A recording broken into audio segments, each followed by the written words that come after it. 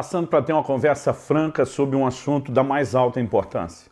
Em 1 Timóteo, no capítulo 5 e no versículo 8, a Bíblia diz o seguinte: se alguém não tem cuidado dos seus, especialmente dos da própria casa, esse negou a fé e é pior do que o descrente. Antes de mais nada, precisamos lembrar que estamos lendo uma porção da Palavra de Deus, da Escritura Sagrada. Para aqueles de nós que partilhamos a fé em Jesus, entendemos que a Palavra de Deus é nossa regra de fé, prática, de conduta. Isso estabelece aqui um padrão, que nossa discussão não é eu acho, eu penso, minha opinião, e sim aquilo que a Bíblia diz. Normalmente ensinamos o que ensinamos, fundamentados em propósito e uma direção que Deus nos traz. Tenho falado muito sobre família ao longo do tempo, então não quero parecer que estou sendo reativo naquilo que eu vou falar. Mas eu preciso dizer como me veio a percepção de que esse assunto precisava ser melhor trabalhado. No dia 23 de abril, fiz um post na minha rede social com a seguinte frase num banner: se alguém negligenciar sua família por causa da igreja, do ministério ou de qualquer outra coisa, por mais, abre aspas, espiritual, fecha aspas, que seja ou que pareça, estará contra a palavra de Deus. E as pessoas começam a discutir assuntos que estão completamente fora da afirmação que nós fizemos. O que muitas vezes me leva a me questionar se apenas eles têm dificuldade de analisar a frase em si ou se eles estão com um problema muito maior, que é a compreensão do todo da doutrina bíblica. Então, antes de mais nada, vale lembrar que num post como esse, não dá para resumir uma doutrina. Isso é apenas uma frase que nos instiga a pensar. Para quem quer gastar profundamente o assunto, eu não tenho tempo para falar disso nesse vídeo, mas recomendo uma mensagem minha que você vai encontrar aí no YouTube, intitulada Fé e Família. Nela, a gente aborda com mais profundidade esse assunto. No entanto, para que a gente possa resumir a ideia, Deus está dizendo que se alguém negligencia o cuidado com a sua casa, ele negou a fé, e não é que é igual ao incrédulo, é pior do que o incrédulo. Então a afirmação é muito séria. Nenhum de nós tem o direito de negligenciar a sua casa. O que significa negligenciar a casa? Faltar com a responsabilidade. Agora, quando falamos da família numa posição maior do que o ministério, maior do que qualquer coisa que se faça em nome de Deus, é óbvio que nós não estamos colocando a família acima de Deus. Estamos dizendo que depois de Deus, que indiscutivelmente ocupa o primeiro lugar, o segundo lugar é da família. O ministério precisa entrar nessa classificação em alguma outra posição que não seja o segundo lugar e nem o primeiro, que é o de Deus. Porque o lugar de Deus tem a ver com a nossa vida devocional, a maneira como andamos diante dele. Serviço é uma extensão da relação com Deus, mas a família também tem tudo a ver com a nossa relação com Deus e é uma extensão dela.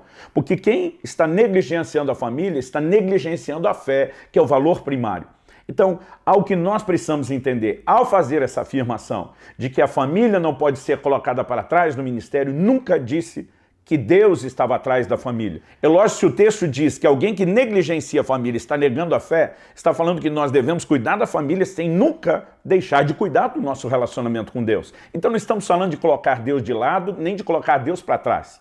Não seria lógico admitir uma coisa dessa. Aliás, o próprio Jesus diz, lá no Evangelho de Lucas, no capítulo 14, no versículo 26, o seguinte: se alguém vem a mim e não me ama mais do que ama o seu pai, a sua mãe, a sua mulher, os seus filhos, os seus irmãos, as suas irmãs e até a própria vida, não pode ser meu discípulo. Então, para começo de conversa, Jesus está dizendo que se você amar ou valorizar a família mais do que Deus, você não pode nem ser discípulo.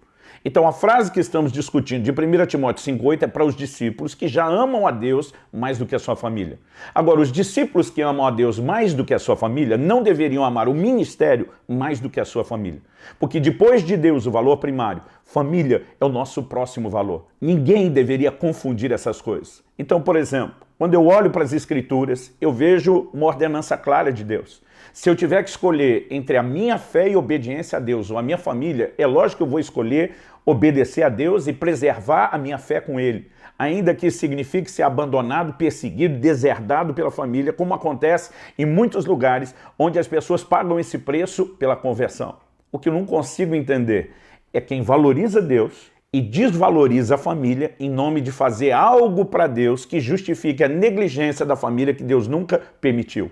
Então vamos olhar para a própria palavra de Deus. Na mesma epístola de Paulo a Timóteo, no capítulo 3, ele diz: aquele que quer ser bispo, Está falando de alguém que deseja um lugar do ministério. Ele diz, tem que apresentar qualificações, tem que ser irrepreensível. Então ele começa uma lista que apresenta as qualificações necessárias. Tem que ser irrepreensível, marido de uma só mulher, que governe bem a sua casa, tendo os filhos em sujeição, em todo respeito. Então ele afirma, porque se alguém não sabe governar a própria casa, como poderá cuidar da igreja de Deus? Então é óbvio que ele está dizendo que alguém que está negligenciando o cuidado com a sua família não está autorizado a cuidar da igreja, que exercer o ministério. Então nós temos textos claros que colocam Deus em primeiro lugar, textos que colocam a família em segundo lugar e textos que colocam o ministério em algum lugar depois de Deus e da família. E isso não está aberto à discussão em nenhum lugar da Bíblia. Então, a afirmação que fiz no post era a respeito de negligência. O que significa isso? Meus filhos hoje estão crescidos, morando fora de casa. O meu ritmo de viagem, acompanhado hoje da minha esposa, está muito maior do que jamais foi em qualquer época da minha vida. Mas lá atrás, quando eles eram menores e precisavam da minha presença, eu recusei muitos convites, eu deixei de fazer muitas viagens, porque o meu primeiro compromisso, antes de realizar a obra do ministério, era criá-los, era estar presente, era marcar a vida deles. Isso não significa que eu negligenciei o ministério. Significa que eu não coloquei o ministério à frente da família.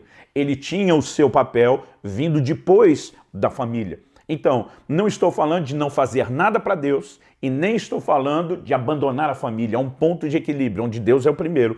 A família é uma prioridade, o ministério vem depois como uma consequência, onde nós passamos então a ser exemplo e ter autoridade até para exercer o ministério. Por quê? Temos o exemplo que começa dentro da nossa própria casa. Uma das reações de algumas pessoas é, então, se alguém da minha família ainda não é convertido, eu não posso fazer nada para Deus. Eu não falei a respeito de converter ou não converter, de conseguir ou não a conversão de alguém. Eu falei a respeito de não negligenciar. Talvez você tenha familiares não convertidos e você está cuidando deles. E o fato de que eles ainda não abraçaram a fé não significa que você não possa servir a Deus. O que você não pode, em nome de servir a Deus, abandonar o casamento, abandonar o relacionamento com os filhos, deixar de cumprir com as responsabilidades que envolvem desde colocar o pão na mesa, oferecer à família o sustento, como também apresentar cuidado emocional e até mesmo espiritual. Então são coisas completamente distintas. Não estamos aqui discutindo se você conseguiu ou não levar toda a família a Cristo. Paulo escreve em 1 Coríntios e pergunta, como sabes tu, a mulher, se salvarás a teu marido? Como sabes tu, homem, se salvarás a esposa? A perspectiva de Paulo, falando a alguns clientes, é você não tem certeza nenhuma se vai conseguir a salvação de todo mundo. E ali ele não está impedindo ninguém de trabalhar para Deus. Mas é óbvio que antes de pensar em doar-se completamente ao trabalho, a Bíblia nos lembra não negligenciar o cuidado deles. Um dos comentários que uma pessoa fez no meu post foi o seguinte, citando Mateus 10:37. Quem ama o pai ou a mãe mais do que a mim não é digno de mim. Quem ama o filho ou a filha mais do que a mim não é digno de mim. Uma verdade bíblica, completamente colocada fora do contexto. Já falamos que Deus está no primeiro lugar e isso é indiscutível. Então a pessoa comenta, não é tão simples como essa postagem do pastor Luciano. Não é a minha postagem que simplifica as coisas. É 1 Timóteo capítulo 5, versículo 8, que diz que se alguém negligencia a sua casa, ele está negando a fé e é pior do que o incrédulo. Não sou eu que estou simplificando. Estou sendo apenas um porta-voz de uma mensagem simples da palavra de Deus. Nada justifica a negligência da casa. Então a pergunta a ser feita é a seguinte, e os apóstolos? E Eliseu quando seguiu Elias? Nenhum deles abandonou a sua casa. Nenhum deles negligenciou responsabilidades familiares. Aliás, quando Elias lança a capa sobre Eliseu, a primeira preocupação dele, descrita em 1 Reis, capítulo 19, no versículo 20, diz, então Eliseu deixou os bois, correu atrás de Elias e disse, deixa-me beijar o meu pai e a minha mãe, então seguirei. Ele não estava abandonando os pais no sentido de negligência, ele estava saindo para o ministério. A Bíblia não diz que ele largou para trás mulheres e filhos que eram responsabilidade dele cuidar. Está falando que ele deixou pais crescidos e ainda assim se preocupou em despedir-se deles. Quando a gente olha para os apóstolos, qual negligência familiar foi cometida? Porque a palavra de Deus não mostra em nenhum lugar alguma negligência familiar sendo praticada. Pelo contrário, o apóstolo Paulo diz em 1 Coríntios, capítulo 9, verso 5, será que não temos o direito de levar conosco uma mulher crente como esposa, como fazem os demais apóstolos, os irmãos do Senhor e Cefas? O questionamento de Paulo, será que é só eu e Barnabé que não temos o direito de deixar de trabalhar e de levar uma mulher, uma esposa crente, como fazem os irmãos do Senhor, os demais apóstolos e Cefas, que é a expressão para o nome de Pedro em aramaico, ele está dizendo todos eles levam as suas esposas consigo no ministério. Nenhum deles abandonou família. Não há nenhuma afirmação bíblica a respeito disso, a não ser a possibilidade de alguém distorcendo a Escritura e criando isso na sua imaginação. Então, nenhum achismo, nenhuma opinião pode colidir com aquilo que é claramente revelado nas Escrituras. Antes dessa afirmação de Jesus em Mateus 10:37, sobre não poder amar pai, mãe, ninguém da família mais do que a ele, nós temos um contexto. O versículo 34 de Mateus 10, do 34 ao 36, são os versículos anteriores, dizem assim: não pensem que eu vim trazer paz à terra. Não vim trazer paz, mas espada, pois vim causar divisão entre o homem e seu pai, entre a filha e a sua mãe, entre a nora e a sua sogra. Assim os inimigos de uma pessoa serão os da sua própria casa. Vamos pensar no que Jesus está falando. Quando ele diz não vim trazer paz, é lógico que Jesus não vai se contradizer com a afirmação dele lá do Evangelho de João, quando ele diz, deixo-vos a minha paz vos dou. Quando Jesus diz, deixo-vos a minha paz, ele está falando de paz interior. Quando ele diz aqui em Mateus 10, não vim trazer paz, ele está falando de paz circunstancial do lado de fora, porque todo o contexto do capítulo 10 é a perseguição que os discípulos sofreriam por causa do Evangelho. Não significa que eles não teriam paz do lado de dentro, significa que do lado de fora não haveria necessariamente paz circunstancial, embora essa falta de paz circunstancial do lado de fora seria compensado pela paz interior do lado de dentro. Então não há contradição, o que nós temos é um complemento. Aqui o Senhor Jesus não está dizendo odeie a sua família. Ele está dizendo que pela sua decisão por ele, alguns que não decidiriam iriam odiá-lo. Em uma circunstância como essa, você não deveria abrir mão da sua fé em Jesus, porque Deus é o primeiro valor acima da família. Você não deveria negociar sua fé ou o valor que Deus ocupa por causa do que a sua família acha ou pensa. Ou seja, esse texto não está contradizendo 1 Timóteo 5, está justificando Deus em primeiro lugar. Não está dizendo que você tem que causar inimizade com as pessoas, está dizendo que diante delas você deveria saber exatamente como lidar com essas questões. Por exemplo, quando você olha o ensino de Jesus, saindo de Mateus 10, chegando em Mateus capítulo 15, dos versículos 4 a 6, Jesus diz, porque Deus disse, honre a seu pai e a sua mãe, e quem maldisser o seu pai ou a sua mãe será punido de morte. Vocês, porém, dizem, se alguém disser ao seu pai ou à sua mãe, ajuda que você poderia receber de mim oferta ao Senhor, esse não precisará mais honrar os seus pais. E assim, vocês invalidam a palavra de Deus por causa da tradição de vocês. Jesus está dizendo, esse comportamento de ignorar a honra que você deve à sua família em nome de algo espiritual invalida a palavra de Deus. Ele diz, pode ter cara de algo espiritual, mas não é. É uma contrariedade à palavra de Deus. Então nós precisamos olhar para as Escrituras e entender essa simplicidade. Deus em primeiro lugar,